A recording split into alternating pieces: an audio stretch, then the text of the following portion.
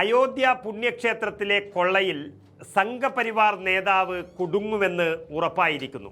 അതോടെ എല്ലാ സ്ഥാനവും രാജിവെച്ചു. അതായത് ദൈവത്തിൻ്റെ പേരിലും കൊള്ള നടത്താൻ തന്നെയാണ് ഇവർക്കൊക്കെ താല്പര്യം. BJPയും CPMും ഒരു നാണയത്തിൻ്റെ ഇരുവശങ്ങളാണ് എന്ന് പറയുന്നത് വെറുതെയല്ല. BJPയും അവരെ നിയന്ത്രിക്കുന്ന സംഘപരിവാറും ആളുകളെ പറ്റിക്കുന്ന തരത്തിൽ അമിത ഭക്തി കാണിച്ചുകൊണ്ടാണ് ദൈവത്തെ കൊള്ളയടിക്കുന്നതെങ്കിൽ ഈ കമ്മ്യൂണിസ്റ്റ് പാർട്ടികൾ ഒരു വിശ്വാസമില്ലാഞ്ഞിട്ടും ക്ഷേത്രത്തിൽ കയറുന്നത് കൊള്ളയടിക്കാനാണെന്ന് പറയേണ്ടി വരും. ശബരിമലയിലൊക്കെ അയ്യപ്പൻ്റെ സ്വർണം മുഴുവൻ മോഷ്ടിച്ചു കൊണ്ടുപോയതിൻ്റെ ഉത്തരവാദി CPM നേതാക്കൾ തന്നെയാണെന്ന് തെളിഞ്ഞു. അങ്ങനെ തെളിഞ്ഞതും അത് പറഞ്ഞതും നമ്മളല്ല, ഹൈക്കോടതിയാണ്.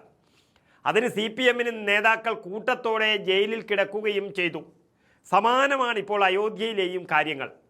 അയോധ്യ രാമക്ഷേത്രം എന്ന് പറഞ്ഞാൽ നമുക്കറിയാം, ഈ രാജ്യത്തെ ഹിന്ദുക്കളുടെ വൈകാരികമായ ഒരിടമാണ്. അതിനെ അത്രയും വലിയ വൈകാരിക ഇടമാക്കി മാറ്റിയതും അതിൻ്റെ പേരിൽ രാഷ്ട്രീയ മുതലെടുപ്പ് നടത്തിയതും ഇതേ സംഘപരിവാറും BJPയും തന്നെയാണ്. എന്നിട്ട് അതേ ക്ഷേത്രത്തിൽ പോയി ഇപ്പോൾ കൊള്ളയും നടത്തിയിരിക്കുന്നു. അങ്ങനെ അയോധ്യ രാമക്ഷേത്രത്തിൽ കോടികളുടെ കൊള്ള നടത്തിയ കേസിൽ അന്വേഷണം അതിശക്തമായി പുരോഗമിക്കുകയാണ്. ഇതിലും ദൈവത്തിൻ്റെ കളി ഉണ്ട് എന്ന് തന്നെ പറയേണ്ടി വരും. അല്ലാതെ ഇത്രയും വലിയ ശക്തി അയോധ്യയിൽ BJPക്കും സംഘപരിവാറിനും ഉണ്ടായിട്ടും അതിന് മുകളിൽ ഒരു അന്വേഷണം നടക്കുകയാണിപ്പോൾ യഥാർത്ഥത്തിൽ. അതെല്ലാം എത്തുന്നത് അയോധ്യയെ ജീവനേക്കാളേറെ സ്നേഹിക്കുന്നു എന്ന് കാണിച്ച സംഘപരിവാറുകാരുടെ മേൽ തന്നെയാണ്. അതിനിടെ VHP നേതാവും ശ്രീരാമ ജന്മഭൂമി തീർത്ഥക്ഷേത്ര ട്രസ്റ്റിൻ്റെ ജനറൽ സെക്രട്ടറിയുമായ ചമ്പത് റായ് രാജിവെച്ചിരിക്കുന്നു എന്നുള്ളത് കൊള്ളക്കാരുടെ യഥാർത്ഥ മുഖം മൂടിയാണ് അവിടെ അഴിഞ്ഞു വീണത്. അതായത് ഭക്തർ കാണിക്കയായി നൽകിയ 200 കോടിയോളം മൂല്യം വരുന്ന സ്വർണവും പണവും അടക്കം മോഷണം പോയ സംഭവത്തിൽ ആ ക്ഷേത്ര നടത്തിപ്പുകാരിലേക്ക് അന്വേഷണം നീളുന്നതിനിടയിലാണ് ഈ വലിയ രാജി ഉണ്ടായിരിക്കുന്നത് എന്ന് ശ്രദ്ധേയമാണ്. സംഘപരിവാറിൻ്റെ ഉന്നത നേതാവും പ്രധാനമന്ത്രി നരേന്ദ്രമോദിയുടെ വളരെ അടുത്ത വിശ്വസ്തനുമാണ് ഈ പറയുന്ന ചമ്പത് റായ്. ഇയാൾക്ക് പുറമെ അയോധ്യ ശ്രീരാമ ജന്മഭൂമി തീർത്ഥക്ഷേത്രം ട്രസ്റ്റി അനിൽ മിശ്രയും രാജി സമർപ്പിച്ചു കഴിഞ്ഞു. അതായത് അന്വേഷണം അടുത്തടുത്ത് എത്തുമ്പോൾ രാജിയല്ലാതെ മറ്റ് മാർഗങ്ങളില്ല ഈ കൊള്ള നടത്തിയവർക്ക് എന്നത് ഉറപ്പിക്കുകയാണ്. അയോധ്യയിലെ അമ്പലക്കള്ളന്മാർ തങ്ങൾ തന്നെയാണ് എന്ന് സമ്മതിക്കുകയാണ് ഇതിലൂടെ സംഘപരിവാർ നേതാക്കൾ ചെയ്തിരിക്കുന്നത്. അതിൽ മറുപടി പറയാൻ ഒന്നുമില്ലാതെ നരേന്ദ്രമോദിയും അമിത്ഷായും ഒക്കെ ഇപ്പോൾ തല താഴ്ത്തുകയാണ് യഥാർത്ഥത്തിൽ. ഇതിൽ വലിയ പണിയാണ് ഇനി BJPക്ക് വരാൻ പോകുന്നത്. അതായത് UPയിൽ നിയമസഭാ തെരഞ്ഞെടുപ്പ് അടുത്ത മാർച്ചിനുള്ളിൽ നടക്കേണ്ടിയിരിക്കുന്നു.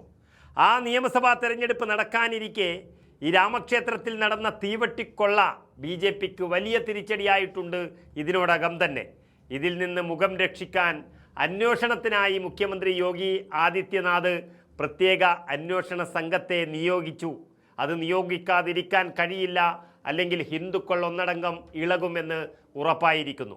ആ SITയുടെ പ്രാഥമിക റിപ്പോർട്ട് സമർപ്പിച്ചതിന് തൊട്ട് പിന്നാലെയാണ് ഈ രാജി വന്നിരിക്കുന്നത് എന്നോർക്കണം. അതായത് അകത്ത് കിടക്കേണ്ടി വരുമെന്ന സൂചന തന്നെയാണ് യോഗി നിയോഗിച്ച SIT റിപ്പോർട്ടിലും പറയുന്നത്. ചമ്പത് റായിയുടെ വിശ്വസ്തനായ ഡ്രൈവർ ഉൾപ്പെടെ 8 പേരെ പ്രതികളാക്കി പോലീസ് കേസ് രജിസ്റ്റർ ചെയ്തിരിക്കുന്നു. ഇനി അവരുടെ വായിൽ നിന്നും വരുന്ന മറ്റു മൊഴികൾ അത് ഉന്നതരിലേക്ക് പോകുമെന്നും ഉറപ്പാണ്. ഇതിൽ പണം എണ്ണാൻ ഉത്തരവാദികളായ 6 ക്ഷേത്ര ജീവനക്കാരും ഉൾപ്പെടുന്നുണ്ട്. അവിനാശ് ശുക്ല, അനുകൽപ് മിശ്ര, അതുപോലെ കരുണേഷ് പാണ്ഡെ, രമാശങ്കർ മിശ്ര ഉൾപ്പെടെയുള്ളവരാണ് ഇതിലെ പ്രതികൾ.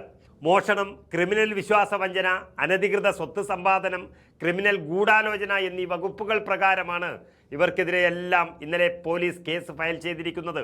ശ്രീരാമ ജന്മഭൂമി ട്രസ്റ്റ് അംഗം കൃഷ്ണമോഹൻ നൽകിയ രേഖാമൂലമുള്ളൊരു പരാതിയിലാണ് പോലീസിൻ്റെ ഈ നടപടി. ഭാരതീയ ന്യായ സംഹിതയിലെ വിവിധ വകുപ്പുകൾ പ്രകാരമാണ് ഈ പറയുന്ന സംഘപരിവാർ നേതാക്കൾക്കെതിരെയെല്ലാം കേസെടുത്തിരിക്കുന്നത്.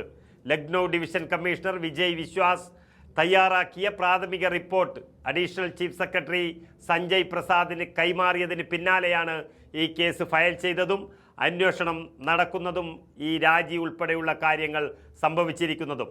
ക്ഷേത്ര നിർമ്മാണത്തിന് ലഭിച്ച വലിയ തുകയുടെ വിനിയോഗത്തിൽ സുതാര്യത വേണമെന്ന ആവശ്യം നേരത്തെ തന്നെ ഉയർന്നതാണ്. പുനരന്വേഷണം പുരോഗമിക്കുന്നതിൻ്റെ കൂടുതൽ വിവരങ്ങൾ പുറത്തുവരും എന്ന് കരുതപ്പെടുന്നു. അതൊക്കെ കണ്ടുകൊണ്ടാണ് ഈ പ്രധാനപ്പെട്ടവരുടെ രാജി വന്നിരിക്കുന്നത്. ഏതായാലും 6 മാസം കഴിയുമ്പോൾ UP തെരഞ്ഞെടുപ്പിന് തുടക്കം കുറിക്കുമ്പോഴേക്കും യഥാർത്ഥ പ്രതികളായ സംഘപുത്രന്മാർ പുറത്തു വരുമെന്നും BJPയെ ഇതുവരെ ജയിപ്പിച്ച അതേ അയോധ്യ വിഷയത്തിൽ തന്നെ ഇത്തവണ BJP അയോധ്യയുടെ മണ്ണിൽ UPയിൽ കൂപ്പുകുത്തും എന്നുമാണ് സംഘപരിവാറിനെ ഇപ്പോൾ അലട്ടുന്ന പ്രധാന വിഷയം.